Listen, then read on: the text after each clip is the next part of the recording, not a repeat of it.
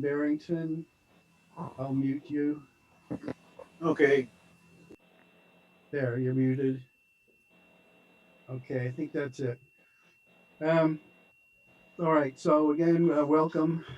7-Eleven, try again. Um, Quorum for this group is twice the number of elected directors plus one. We have eight elected directors at the moment. So the quorum is 17. I think we're well over that. So we're in good shape. Does anyone have any declaration of conflict of interest to make? Things that could compromise how you vote or participate in the meeting with other groups or interests? It's never arisen before, but I have to ask. I'll take silence and no waving of hands to indicate that's the case. So I'll move on to the next item on the agenda. Um, I'd like to start sharing the screen, and I'm going to show the slides that we'll be using today. So you should be seeing our symbol on a green background. That's just an intro.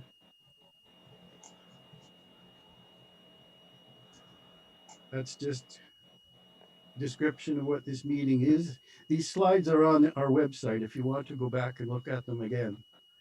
But we're up to adoption of an agenda, and here's the agenda I put together. It's just proposed, um, and so it's up for discussion. Just briefly, We could hear everybody else before, so everyone else might not be walking from him. I'm just gonna sit down. Jim, you're not muted. Um, After we adopt an agenda, we'll go over the minutes from last year for those who were there, any corrections and approval of the minutes. I'll give a report, about a dozen slides. Don Barrington will give a one slide treasurer's report.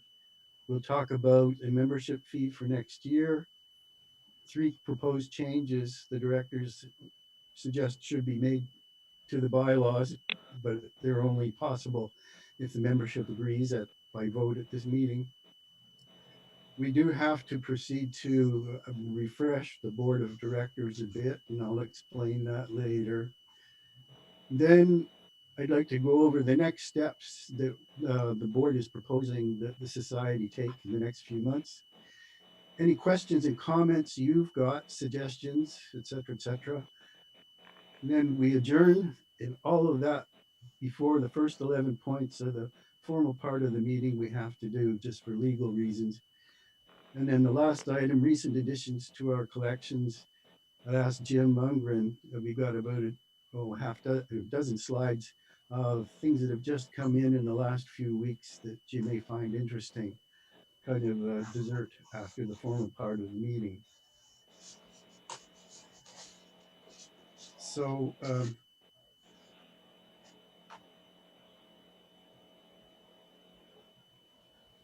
do I go to full screen?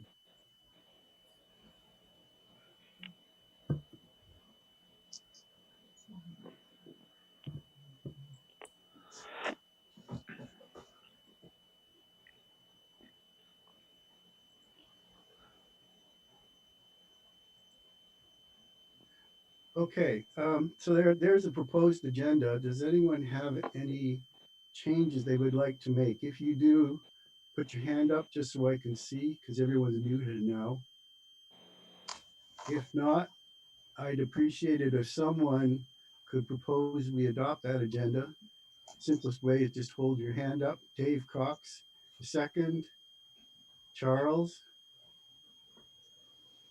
okay. All in favor? We'll just go by a show of hands. Okay, carried.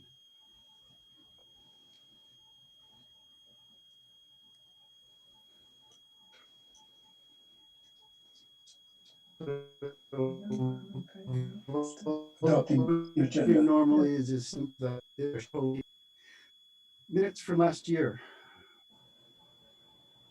They have been posted on the website here they are. Doesn't matter if I don't know what he's gonna Now approve. we're gonna look at the minutes and we'll, Yeah, we're gonna approve those, but I Yeah. don't know them. Do I have to wait? I'll tell you when. Okay. So I think all the directors have had a chance to look at these and we're happy with them. Anyone else who was there at the last meeting have any comments?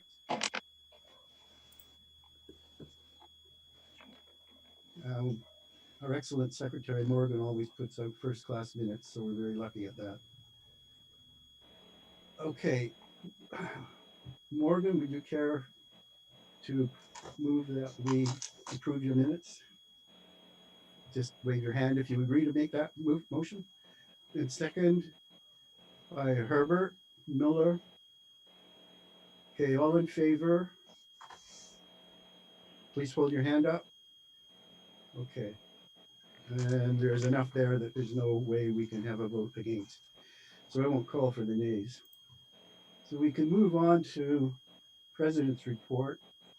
Basically, I'll just describe a couple of background items and then get into what's happened over the last year. We've done that. We're on to that. Just a reminder, the official purpose of the society. This is how Revenue Canada told us to identify ourselves.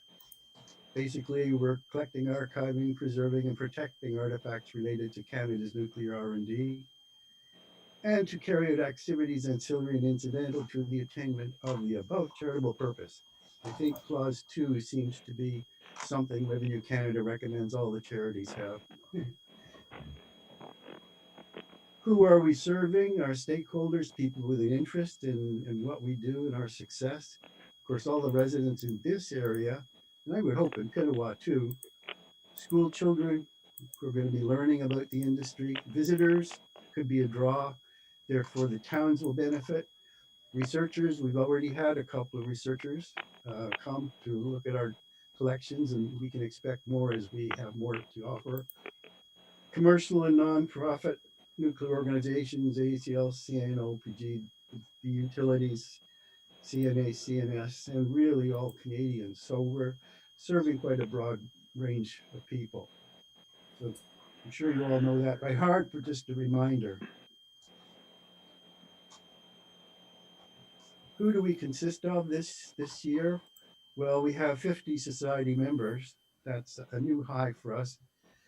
I think it was higher in the very first year when we were giving memberships away for free. We had 150, but that really was just too easy.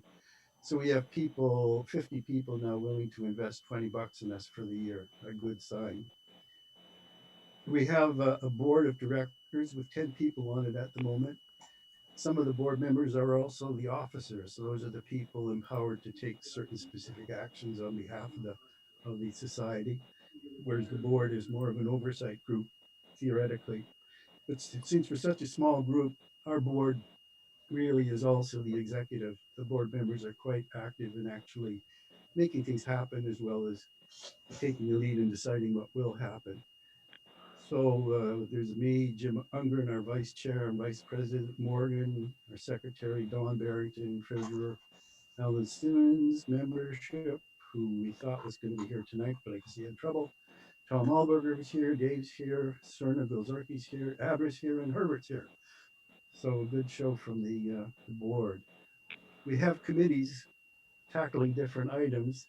Our biggest committee is an artifacts, chaired by Jim Ungren, receiving, searching out, documenting, cataloging, and cleaning up artifacts ready for display.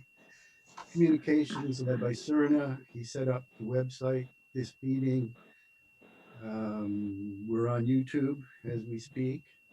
Facilities, I try to keep track of problems with our facility at 51 Poplar and also look into a permanent home in the future. Finance, Dawn, treasurer, of course, and membership, Alan Simmons. So it's a small group, but a very active group. Just as a reminder of what we were thinking, couple of years ago in 2018 when we did our first version of a 5-year strategic plan. We had hoped to be further along than we are, but that's just the nature of plans. It's kind of an aspiration rather than what you can really hope to achieve.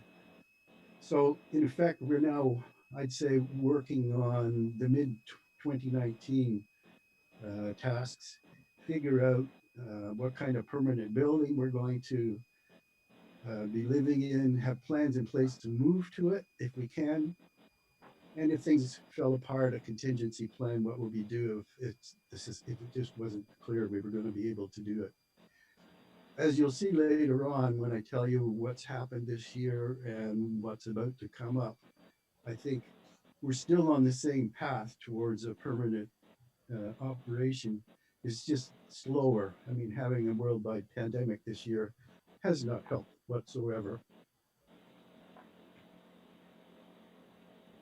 Well, what have we achieved so far? We have over 450 documented artifacts. That doesn't simply mean we've got 450 things on a shelf. We've got them with the story behind them. And they all have little QR tags so that anyone with a cell phone in the app can actually just find out what is known about the article just by holding the cell phone up to them. A ton of work has gone into that. Similarly, we now have nearly 1,000 cataloged books and pamphlets. They've all been recorded up to international library standards by a professional librarian. We've got over 20 meters, 20 linear meters of documents and boxes, and that eventually will become a workable archive if we can get enough people power to actually dig into it and also learn a bit more about how archives actually work. So we do it right the first time and don't mess it up and have to do it over. The last thing we want. We've over 40 articles in the North Renfrew Times, and we just got another one in today about Operation Morning Light. And we're on the centerfold again, the newspaper. So we're getting a prominent place, which is quite good. And CERN is putting them up uh, on our website as well. So even if you don't get the NRT, you can read them. We've put out 5 newsletters. We'll have one due in a month or two. We keep updating the website, and Abra is working on keeping our presence active on Facebook and Twitter. We're getting quite a few followers now on that. I think that's perhaps more for the younger generation, but that's just my bias, I suppose. Morgan presented a paper at the 2019 AGM of the Canadian Nuclear, I think, was it the Society or the Association? I may have made a mistake there. But anyway, that It was a was CNS conference. CNS conference. Okay, sorry about that. So anyway, there's great visibility we got out of that. As you know, we created and sold a Zeep stamp and envelope, and the first 40 odd of them were sent off to Justin Trudeau and a lot of other politicians and highly placed people with interest in the nuclear industry. And they were date marked on the 75th anniversary of the ZEEP reactor just a few weeks ago. So hopefully we'll get some profile out of that. We made a second presentation to Deep River Town Council in February, just before the pandemic hit. And that was to be the beginning of a lot of activities this year, but they were heavily curtailed. We were going to have groups in, go talk to ACL, CNL. It just was not to be in the time scale we had envisaged.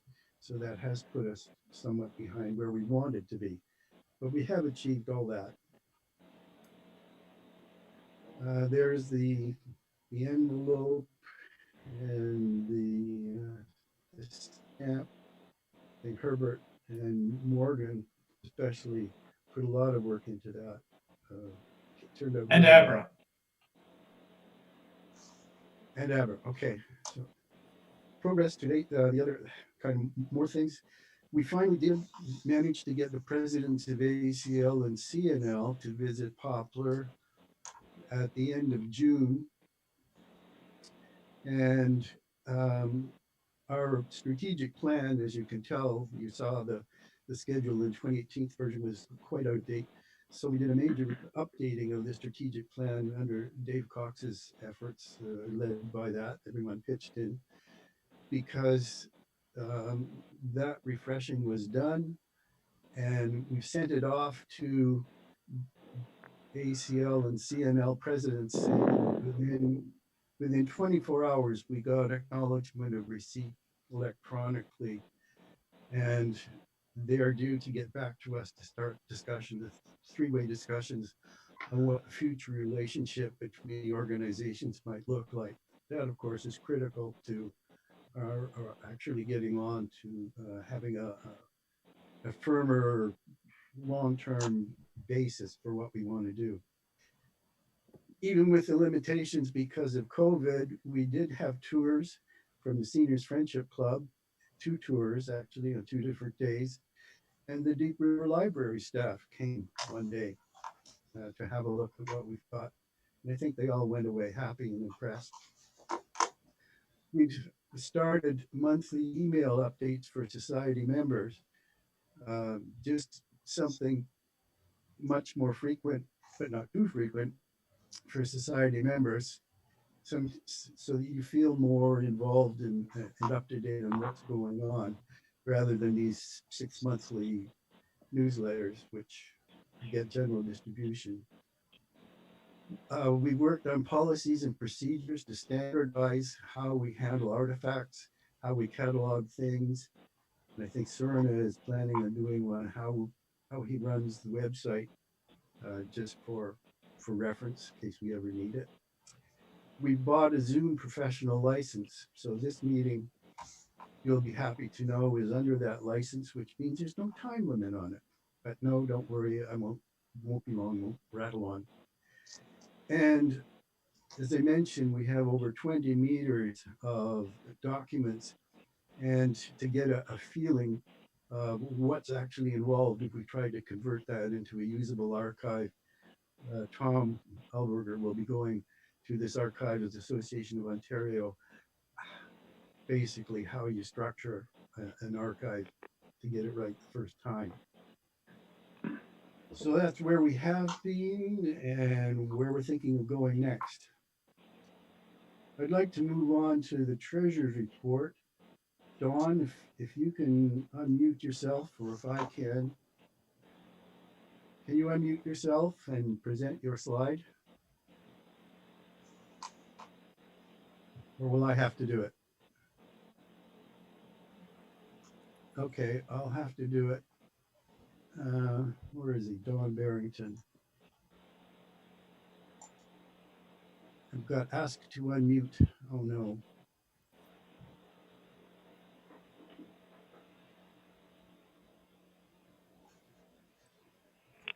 Okay, Dawn, are you unmuted? You should be. The little symbol indicates you're live.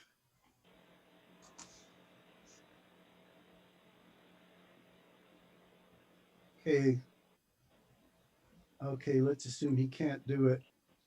I'll present it. It's fairly simple report. If Don can break in, please do. At the end of, sorry, on January 1st, 2019, we had about $1,600 in the bank. In the course of the year, we picked up nearly $1,000 in memberships. So that's essentially 50 memberships, $20 each for $1,000. Cash donations, the main one was $10,000 gift we received from a person who would like to remain anonymous. So revenue for the year was nearly 13,000, with that 10,000 being a major part of it. On the expense side, we're a very frugal organization. Our main expense for the year is liability insurance. We're obliged to carry that because ACL will only lease us 51 Poplar if we're covered by general liability insurance. And we've got directors and officers insurance with that. So that's about $1,700. The other major expense last year was $550. That was to send Morgan to the CNS conference to present the paper. Other than that, there were small contributions, things, costs involved in artifact storage. That $339 was the first 2 months of storing a magnificent model of an ACR 700 reactor. It's probably cost $25,000, that model. So we're still storing it because we can't get it in the door at 51 Poplar. So we've got it in professional storage up on Highway 17. And hopefully the problem there is going to be resolved so we can avoid that storage expense in the future. We belong to a couple of museums, associations that has feedback, um, bright ideas from other groups and general moral support. And other than that, our expenses are very small. Typically, when one of us takes on a job that involves certain costs, people will donate the cost and as a donation to the society and get a tax break for making it, which is why the cash donations under revenue are more than $10,000. That extra $1,900 was people donating small amounts to the cause to get small jobs done. Dawn, are you online now? I just heard someone break in on Soundwise. But that's the gist of it. Our finances are really pretty simple, but you must always keep in mind the bottom line added to the chart. We have a $1 a year lease from ACL for 51 Poplar. CNL maintains it at no cost to us. And our volunteers have put in hundreds, if not thousands, of hours of volunteer effort. And that doesn't show in the finances, but it's very real contribution in kind. Someone, someone unmuted. Hopefully you can mute yourself. Anyway, this is a proposed budget for the current year. Of course, we're three-quarters of the way along.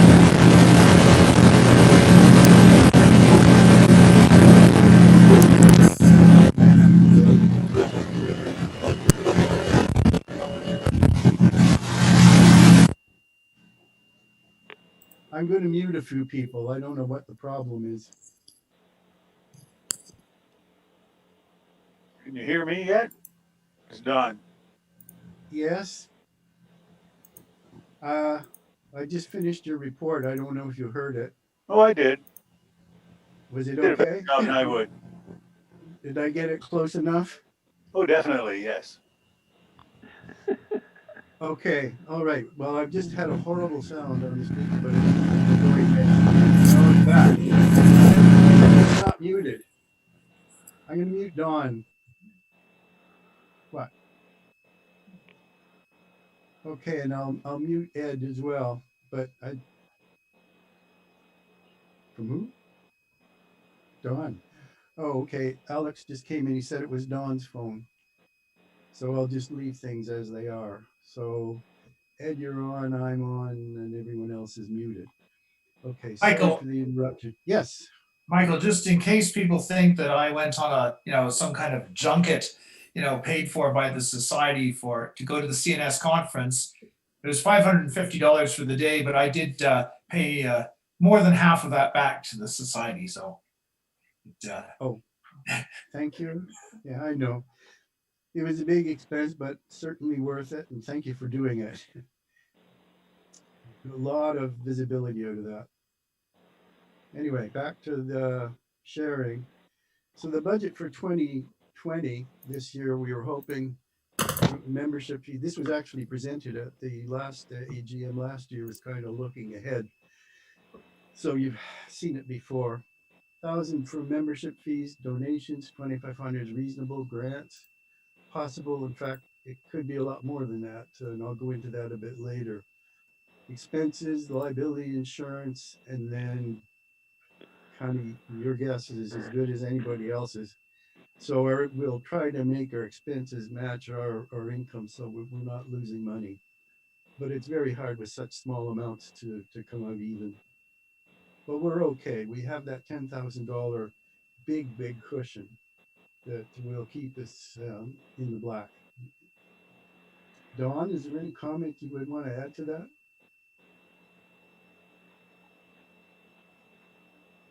I guess not. Okay. Well, let's move on then. Excuse me, Michael, Yes. in the absence of Don, I would move that we accept the treasurer's report. Okay. Would someone care to second that? Anybody? Alex, Alex Stevens has got his hand up. Okay. Is there any discussion of it? Anything you would like to see extra that wasn't there, for example? Okay, if not, then I'll call for the vote. The motion to approve Accepting it. the treasurer's report. All in favor, please just hold your hand up. And okay, that's a clear majority, so that's carried. Thank you, Jim. Okay. Now we're proposing to maintain the membership fee for next year at $20. If we have 50 members, that gives us $1,000 to work with, and it shows tangible support, but it's not extravagant. It's no way it's going to provide all of our needs. But we've seen the difference between having no membership fee at all and what we've got now. And the board, I think, recommends that we carry on with a $20 membership fee for next year. This should be approved by the membership. So I'll go to stop sharing. And would someone, would someone move that we adopt that amount? Someone second, then we can discuss it and then vote it. That's the way it should be done. Okay, Mike Gaddis and Charles second. So Mike Gaddis moves and Charles seconds. Any discussion? You think it should be greater, lower, none at all? Or is that reasonable? Seeing no discussion, then I'll just call for a show of hands. All those in favor of setting the membership fee for next year at $20? Okay, that's clearly carried. Now we're down to the bylaws.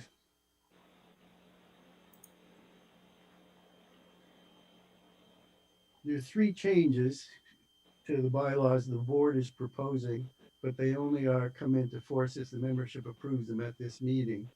Two of them have to do with membership.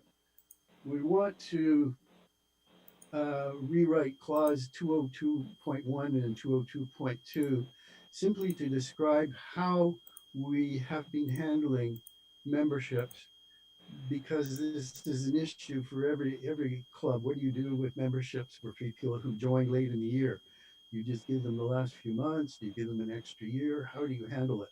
So these two changes, rewritings of those two clauses, are just to make it clear that we do ask memberships to be renewed annually, like in most organizations, but people can apply for membership anytime they want in the year. But if you apply after 1st of August in a given year, you'll not only get the last half of this year, but the following year as well. It seems to be the best we thought of handling the idea of 8 late applications in the year. The other clause, it had been left vague about do we have to readmit members every year? And it simply wasn't stated. So we thought once a member is a member, you don't need to be made a member again. You're a member in good standing as long as you keep paying the membership fee. The board doesn't have to do anything else to keep you a member. And that's what that clause is just saying. So there to, one is to clarify what happens if you join late in the year. And the second one is just to say, once you're in, as long as you're in good standing. And then there's rules about how membership can be lost, but you don't need to be readmitted every year. Uh, I suppose we should, there are two different issues, so we should tackle them one at a time. The first one then about the annual renewal with any joining after 1st of August, getting you not only that second half of that year, but the following year. Would someone care to move we adopt that? We can discuss it if you have any reservations in a minute. David is moving that we adopt that amendment to clause 202.1. A second, please, anyone? No one? Roland, Roland Kelly. Okay. Is there any discussion? Pros, cons? Does it seem reasonable? I'm going to assume no one has any major objections or would it be flagged? So everyone in favor of making that change to the membership clause 2.02.1, please raise your hand. And any, okay, that again, that's clearly a majority. And the other clause, clause 202.2, once you remember until, as long as you pay your dues, of course, that's understood. Would someone care to move we adopt that change? Ed, Moak. Second, Kaylee say with Alex there. Any discussion? It's just a simplification, I think, and it's what we're already doing. Mine might make sense. Of course, I'm chair and neutral, but anyway, sorry, shouldn't have said that. Okay, oh, yes, Morgan, you want to say something? Are you voting? You're muted, so I don't know what. I was voting, but I see your hand up, so I thought, but yours frozen, so that's the. Well, I stopped when I saw you wanting to say something. Sorry. Okay. So all in favor of making that change. And once you're a member as long as you pay your dues, basically. Okay. Is any opposed? No, that's clearly not.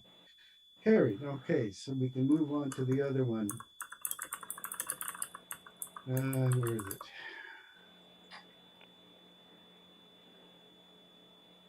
Now the second one is clause 4.01.2, which reads directors may be re-elected for one additional 2-year term, meaning it's putting a term limit. Directors are elected for an initial 2-year term. They can be subsequently re-elected for one additional term, but that's it. After that, they have to step down.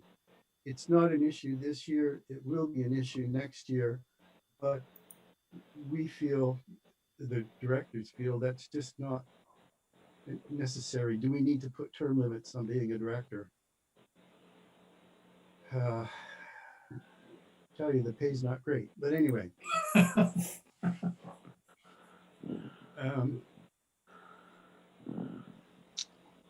So the directors are proposing to remove that limitation on a second 2-year term. It has no effect this year, but it will next year. Several of us would have to step down next year. Would someone care to move we adopt that change? There'll be a chance for discussion in a minute. John McKay, and seconded by Tom Alberger. Okay, is there any discussion, any reservation about that? Some organizations have that kind of limitation on terms, the Seniors Friendship Club does, for example. But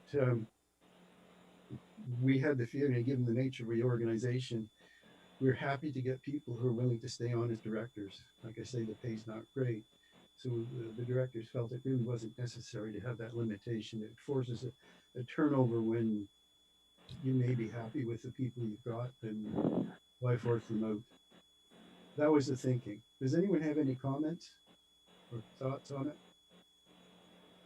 If not, okay, well, I'll call for the vote then. All in favor of making this, deleting that clause? Please. Okay, that's a clear majority again, so that's carried. So bear with me, we're almost through the formal part.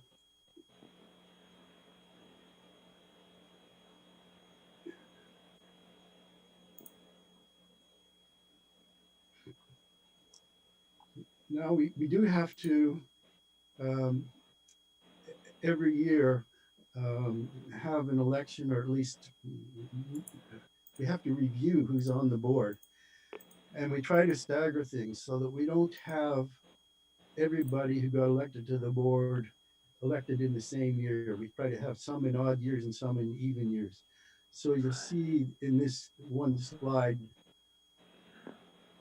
5 of us were elected in odd years: Don, Morgan, me, Alan, and Dave Cox. So we're good for another year or two, actually. If Now that we've passed that other thing, we're not due for a re-election or anything this year. We're kind of stable. We're all willing to carry on.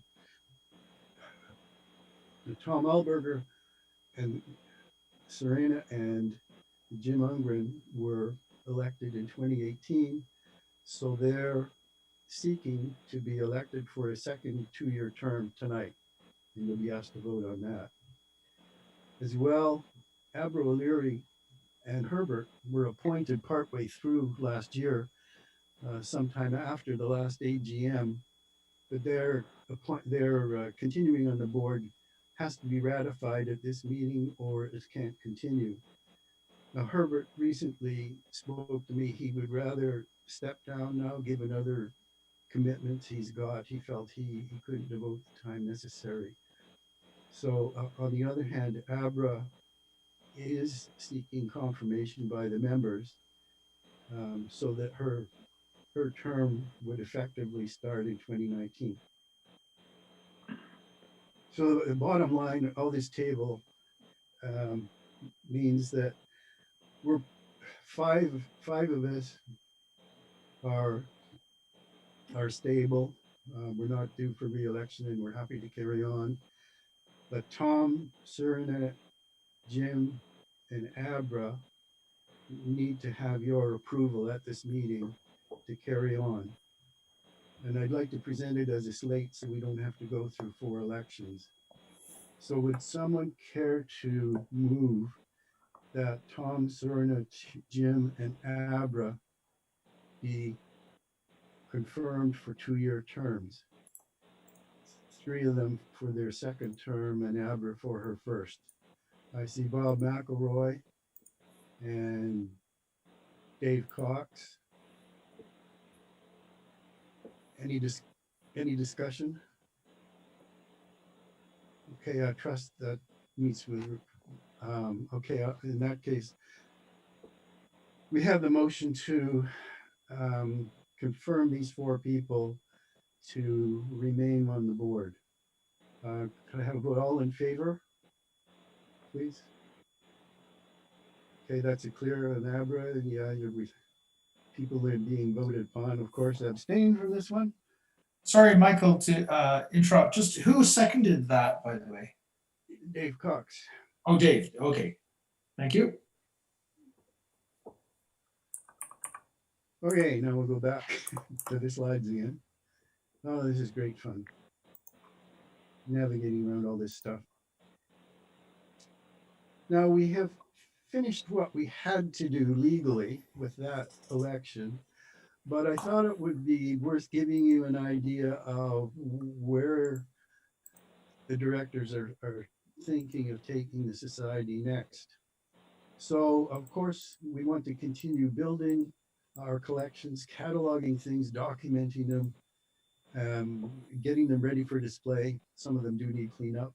And as well, keep adding pioneer retrospectives, uh, telling the story of various people. And that collection is growing steadily, and the more, the better.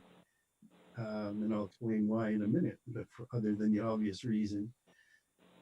We'll continue preparing articles for the North Renfrew Times and put them on the website. I think that gives us great visibility in town. And again, it's documenting things that we can reuse. We have talked about on the board possibly starting scheduled open houses, maybe for a couple of hours on every Saturday morning, not every Saturday morning, but on a scheduled basis. Now, given the way the pandemic is getting worse, that may or may not be feasible. But we had been looking into it over the summer for things were getting better.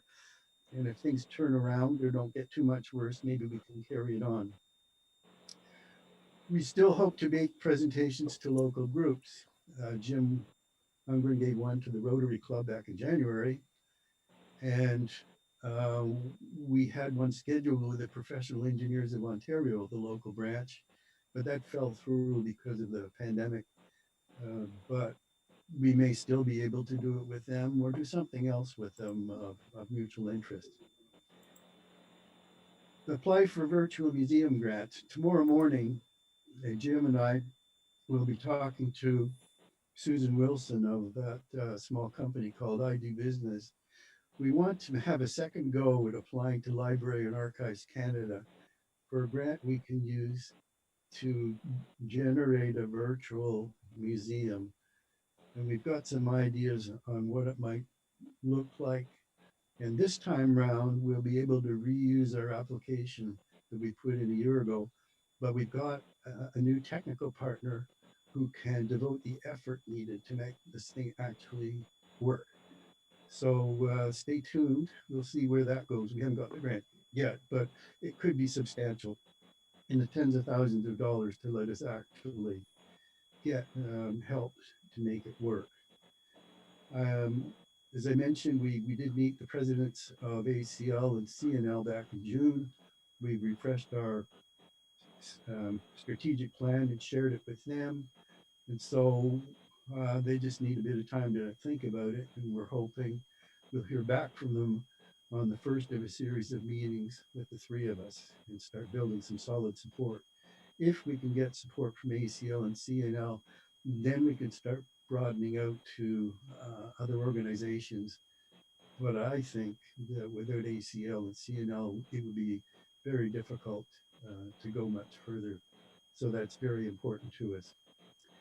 We had proposed to put a photo display in the Deep River Public Library in the summertime for a couple of weeks over Canada Day weekend, but that fell through for the pandemic. But I think we had photos already selected. We knew what we wanted to do in the program room. So if we get another chance, pandemic permitting, we can go ahead with that. As part of our strategic plan, once we've talked to ACL and CNL, we have steps in the plan to start trying to draw broader membership and funding sources in, for example, the utilities and universities and other bodies just beyond what's in the Deep River area and Kennewa Whiteshell area, Mike, of course. And then finally, once we get an idea of what kind of support we can hope for in the long term, actually pick a location, size, and design for a permanent museum. One other thing I didn't mention there, that we've reestablished contact with Canada Science and Technology Museum in Ottawa. And as soon as possible, one of their representatives will come up and have a chat with us. We'll try to see if we can reestablish some kind of working relationship with them. So that's what we're thinking of doing. how, Michael, yes, uh, Morgan. if I Yes? can, if I can interject with a little bit of an advertisement, I shall be giving a talk on ZEEP to the Canadian Nuclear Society, all virtually. So if you're a CNS member, you'll get an email notice of it, but it'll be open to the public. Anyway, I'll be giving a talk on the ZEEP 75th anniversary on October the 20th. It's Tuesday at 7 p.m. And I will be highlighting our society as well, just to make sure Okay. people know a little bit more about us. Okay, I knew that was under discussion. I didn't know a date had been set. It finally has, yes. Okay, great. And Excellent. there'll be a second talk. This is actually in, I think, Nuclear Science Technology Week. It's happening, and there will be a second talk on the Z2 reactor. Mhm. Okay, excellent. Okay, and just a reminder, we have a small band of people doing a lot of stuff. If you as a member want to get involved in the actual activities, we're always looking for help in investigating artifacts and writing them up, getting them ready for display, um, minor building maintenance and cleanups, nothing terribly ambitious, but we have to show we're a decent tenant. Give Cerna some help in running our website, provide raw material, or I don't know, learn to be a backup, for example. Write articles for the North Renfrew Times or Pioneer retrospectives and newsletters. I think Judy Miller now is taken on some editing role there, extremely helpful. But we're always looking for people willing to write things up. Uh, the more the better. And maybe get involved in looking into options for a permanent home. It's been a long-standing question. We've had several ideas, most of which have fallen by the wayside for one reason or another, but there are still opportunities there. And then finally, putting together requests for grants and reports on successful grants takes effort and contact potential funding opportunities. And that's going to probably grow once we have a better idea of what kind of support we can hope for out of ACL and CNL. We'll expand our horizons on that. So that's pretty well everything I wanted to say. Maybe turn it over to you. Uh, if anyone has any questions, comments, suggestions, brothers and health, and have a go. It's your turn to put in your 2 cents worth or 3 cents Michael, or whatever. did you wish to say anything about some of our background preparations for looking to the future to hiring people?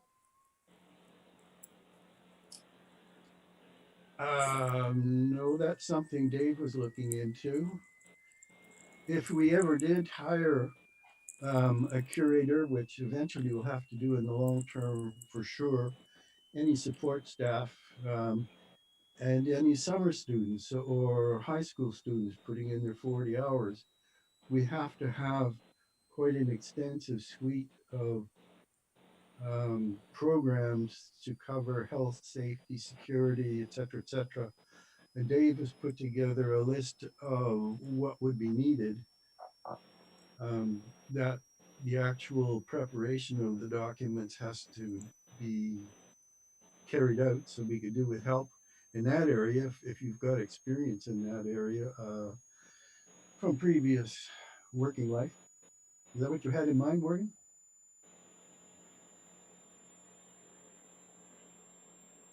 Morgan, you're frozen. I think Morgan is frozen for some reason. Well, We may have had a power drop up on the west end of town, and that may have taken him out. okay. Well, you and I are in the west end of town, but maybe not the far west. Oh, we're losing people. No. My lights just flickered, but I haven't lost power yet. Okay. Well, fortunately, we finished the part of the meeting we had to. And is there anything, before we lose more people, is there anything anyone else would like to comment or suggest or ask? Hi, Michael. If not, I've mentioned to my dad before, but if you guys are interested in having any more shirts done, I'm more than willing to do them and donate the cost. oh, you mean this wonderful shirt. Okay, thank you very much, Janet. We'll certainly keep that in mind. They're really striking our crest. Fantastic. And I know you've done it on several things. I have a sweatshirt, and Jim has got a kind of a little jacket. So and Serena, you've got something as well that's different again. I have a hoodie. Yeah. Yeah. So excellent. Thank you. Where does one get these shirts? Ah. From me. Oh, Yeah, Judy, So just Jim's my dad, Jim. oh, okay. so he can always pass messages through to me, or I can Yeah. Okay. send it Just out. He Jim. can send out information, whatever. Do you want to set up a kind of I can do this for that price list, just so people know? Sure. The other thing I If we was could do thinking that is, would help people. if you're interested in using them as any kind of a fundraiser for the membership as well out there, I don't mind donating them at like the cost. Okay, sounds like we need to have a chat. We can't sort it out here, but it's great. Yeah, we should have followed this up before. Okay, excellent. Thank you. Anybody else? Alex? Hello, everyone. Just wanted to say, as newer members, I found that presentation very illuminating, very educational, and I think I have a much better, well, we have a much better understanding of where the society stands, where it comes from, where it's going towards, what needs to be done, what you need help with. Lots of ideas. So that was very helpful, and plenty for myself and Kaylee to chew on, to think if there's anything we could do. So not much to say at this instant. I can do X, but with all that information, plenty to mull over. Good stuff. Oh, Barbara and I raised a good boy. Okay, with that, then we finished the formal part of the meeting. Unless anyone has any last thoughts, I suggest we adjourn. I just wanted to say one more thing. Sorry, I need to issue a slight revision. The website was actually set up by Joe Federer. I'm only just standing on his shoulders. Ah, sorry. Of course. And I'm happy to do And that. In fact, our website used to be called nuclearheritage.ca, but I think when it got moved out of Joe's domain to a new domain, that got changed to nuclearheritage.com. That's my understanding. Yes, but both of them worked before, and both of them still work. It's they they direct to each other. I'll just jump in here. It was originally hosted on an American server, and I wasn't planning to renew that registration. So I moved it to a Canadian server based in Toronto with EasyDNS. Unfortunately, it's very difficult to move something live from domain X to domain X. So in this case, because I had registered both the .ca and the .com years ago, I made the decision out of convenience to switch it to the .com. As Serena said, they're both still live. They just redirect to each other. But the one that shows up when someone gets to the site is now the .com. One of the good things about this move is that it's now a SSL secured site. So you'll see the little lock icon on your browser, and that helps with Google searchability. Google is getting really restrictive about promoting sites or even listing sites that don't have SSL. So we now have SSL on both the .ca and on the .com. We'll talk offline about future plans, but at some point a few years down the road, the society really should integrate this with an online archive or an online virtual museum or whatever. Mhm. Yeah. Okay, good. I'm going to step in for just a second here and really thank Joe because without his initial help, we would not have been where we are with the website. We just didn't have the capabilities. And for someone completely outside the industry to jump in and help us out was really a fantastic move. So thank you very much, Joe. Yes. I'm happy to have helped. And in fact, I used what I learned setting up the society's website to set up my own using WordPress and all the rest of that as well now. So I consider these things to be tuition for myself as much as of assistance to anyone else. So I guess I have to thank the society as much as the society feels obliged to thank me, because I've learned a lot in the process as well. By the way, I am getting up to Deep River. For those of you who don't know, I live outside of Renfrew. I am getting up to Deep River a little bit more regularly. I am a member of the Artisans Co-op. In fact, I'll be there doing my shift this coming Sunday. Okay, good. Right. Um, More surprise, welcome comments like that. I'm sorry, as secretary, I'm trying to record things and my system kicked me out of everything. So I got right to the end of getting involved in, but missed the start of discussion. Was anything raised that should be minuted? We were talking about Janet Unger and then the shirts with our logo on. We'll be wanting to pursue that. And then we got talking about the website, Okay, just those two items. okay. Okay. I suggest we let it go at that. It's we've been talking for an hour, except if we adjourn now, that's the formal meeting over.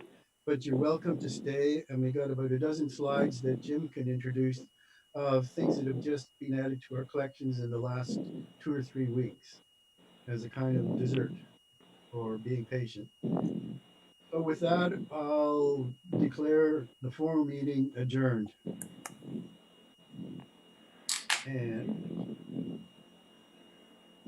get share screen going again.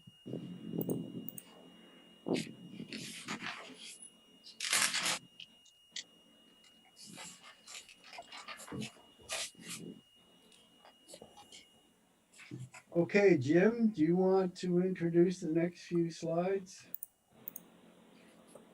Okay, I will First let you three are move just through them. Our home continues at 51 Poplar.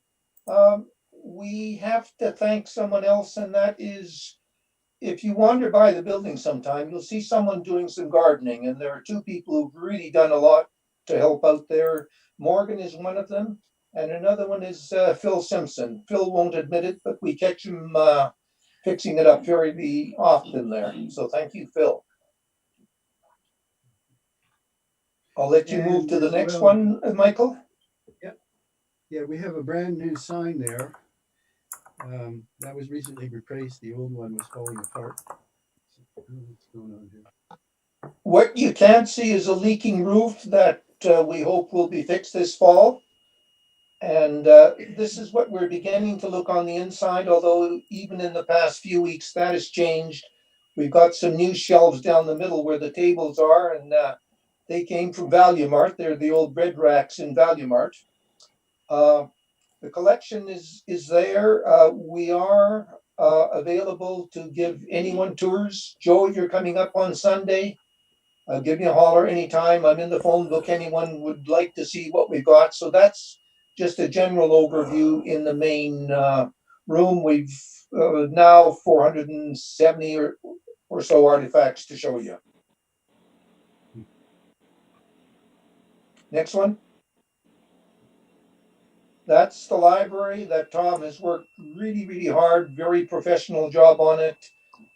And it keeps building up. Some 900 books. They keep coming in. We just got a collection from Ian Crocker recently, and we expect more. The other side of the building has an awful lot of other documentation through ACL and reports and things of that matter. Next slide. Those are the 20+ meters of material that we've got thousands of hours of people to go through them and get them all sorted out. On the other hand, most of this would probably have gone to the recycle or the dump. So we're very, very pleased that we have successfully saved all of that. And there's a lot of material there. Judy Miller, who's hooked in from Calgary here, spent some time this summer working her way through some of it. She's going to be writing a book. So look for an article in the NRT next week on her. This is a fantastic model that sits in Walker's storage right now. It's costing us about $170 a month for storage. However, we have had an agreement from ACL, CNL. They're going to open up the big door or the two small doors at the back of the building to make one big door. And we're hoping by the end of the year that fantastic model will be inside. Next one. This we just, when we had the seniors tour, Kit Coleman came along and he brought us some artifacts. Can-Do Fuel has had some problems over the past, and they did some tests with putting a graphite coating on the inside of the tube of the fuel tube. And these were bits that Kit used in 1973 to test out using the graphite coating in the tube. And in fact, I just cataloged them completely this afternoon. Next one. Today's newspaper talked about this as Operation Morning Light, which was the Cosmos satellite coming down into the Northwest Territories in 1978. Both Chalk River and especially Whiteshell got involved into an awful lot of that. Bill Taylor, who is from Chalk River, he was up there organizing the shipping materials that all went to Whiteshell. And Mike Addis, who some of you saw earlier on here, shipped us a lot of information, including the germanium counter that was used for counting some of the material into there. And there's an article in the NRT. It will be up on the website within a week also. Next one. We have been searching hard for fuel elements, and we did get 2 dummy fuel bundles a very short while ago from ACL. One was one of the models that's got 37 elements on it and is in use. It's a type that is used in Pickering, and this is the Canflex bundle, which is the most recent development with 43 elements in it. Next one. This is a model of NRX. Best that we can pinpoint, we think it was built in 1954, and it's a cross section of the model. We owe a thank you to Bruce Heinmiller, who's retired now, but went in about 6 months ago and looked around for things that might be helpful for us at the plant, and he found a whole pile of monitors and this beautiful model of NRX. So thank you very much, Bruce, for that help. Next one. These are samples of rabbits. So in NRX initially, then in NRU, and finally at Whiteshell.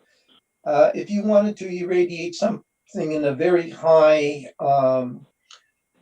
neutron flux, you would insert these into air-driven, or in some cases, water-driven tubes that would shoot it to the right place, stop it like a rabbit stops quickly, moves quickly, stops quickly, be irradiated, and then go back for being counted. The top one is one that was used in NRU. We got that from Bill Richmond, and it was used up fairly recently for actually testing the production of plutonium-238, which is a very important thing for the space people. It's the thing they can use for heating up their equipment and keeping it from freezing in space. And the bottom two were samples from Mike Addis, and they were the rabbits that were used at Whiteshell. The metal one in the middle is called Iron Rabbit, and the bottom one was one that they used or produced to knock down the background, and it was called Super Rabbit. And again, there will be an article probably in 2 weeks in the newspaper on to them as well. Incidentally, a collection of rabbits these days, we're trying to find out what we should call them. Okay. Next one, Michael. This is a retirement gift that got given to Bill Taylor. And ACL over the years has had to ship materials all over the world, and they have to make sure that they can go through fire, they can be dropped from tremendous distances and everything else. And this was just to remind Bill of it. He donated it with a whole bunch of photographs. I cataloged it about 4 or 5 days ago, and as I tipped it up on the bottom, I found about 60 signatures on it, about 55 of which I recognize. So I'm just going to get Bill to tell me who the other people whose writing I can't quite figure out. And when you come around, you can see that as well. Next.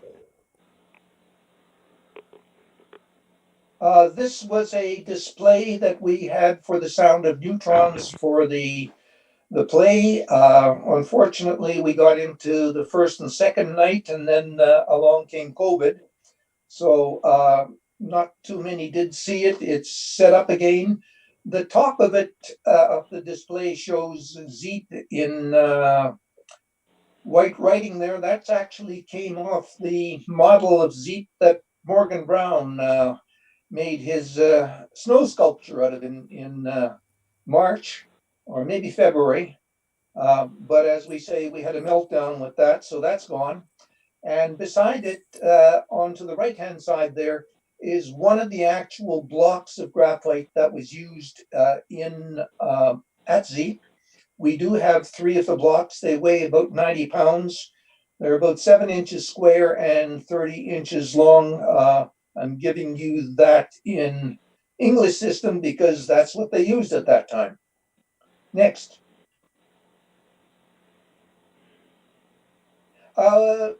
When Bruce Heinmiller went in to check on things, guess what on the shelf was W.B. Lewis's badge that he left behind him, number 11 on the last day at work, and we've got that as well. Next.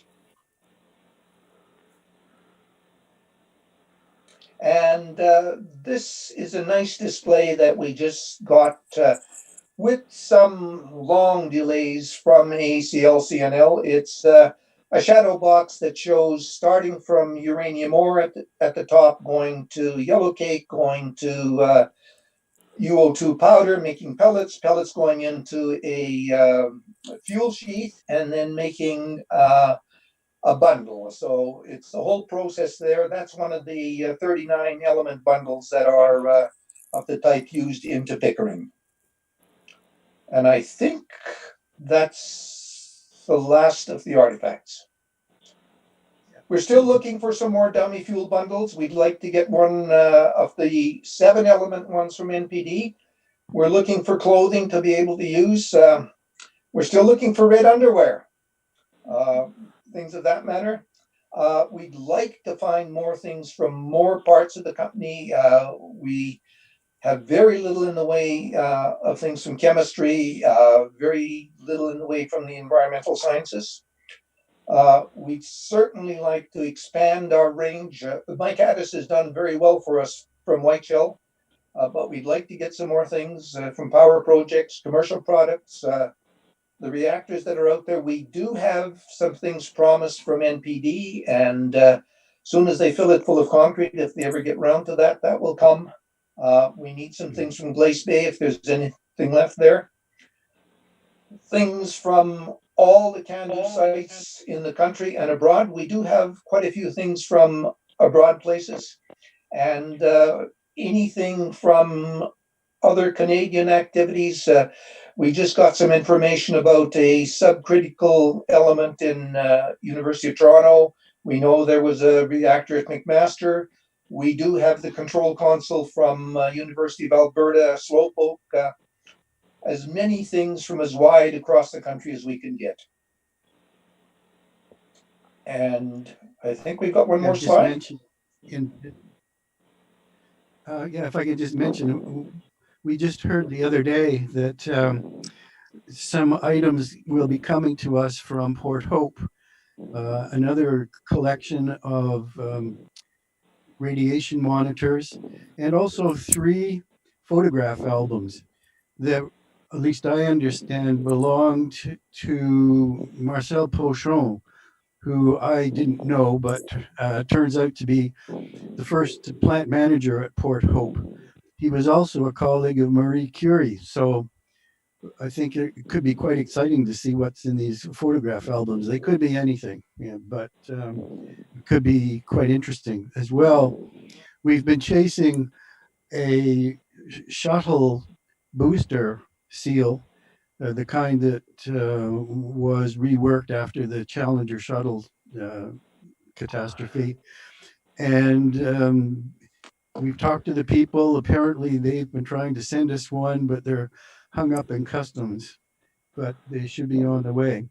So we're always on the lookout for things. The dummy fuel bundle mentioned on the top of that slide. If we can get another typical CANDU reactor bundle from one of the modern reactors, we know that Royal Military College has got an NPD bundle that they would be happy to exchange for it. So that would be another way of picking up another historical item. So we have more things in the works, and if you are aware of anything, of course, let Jim or me know, and we'll try to follow it up.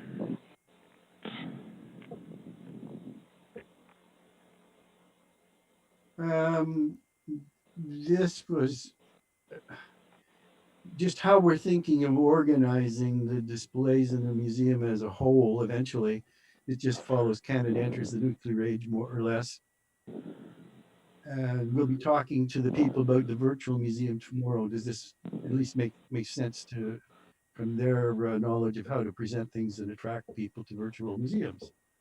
And then finally, there's one last slide. Jim, do you want to mention this one? This was a researcher from Brazil who Canada and Brazil were in a similar situation with regard to nuclear physics during the 1930s. And then, of course, with the British connection, we did a huge leap forward. And so, what he has been trying to do is to do a comparison between the two countries. And he came and looked through a lot of our paperwork. We had a pretty short visit, about 2 days, and he's hoping to get funded and to be doing a project to come back and see us. And you can see him going through some of the paperwork there. So we're open to having research visitors. We're open to have any type of visitors. And Michael's phone number and my phone number are in the books. Give us a holler anytime. Okay, that's the end of the slides we've got. I think you see there's a lot going on, even though we can't receive people the way we normally would like to. And we are going to be pursuing things with CNL and ACL, and then eventually more groups to get more longer term support. So that's kind of a supplementary update on what's going on now. Unless anyone has any comments, suggestions, or last thoughts, maybe we should call it an evening at this point. Silence indicates. Oh, I see Dave waving his hand. Does this mean you want to quit?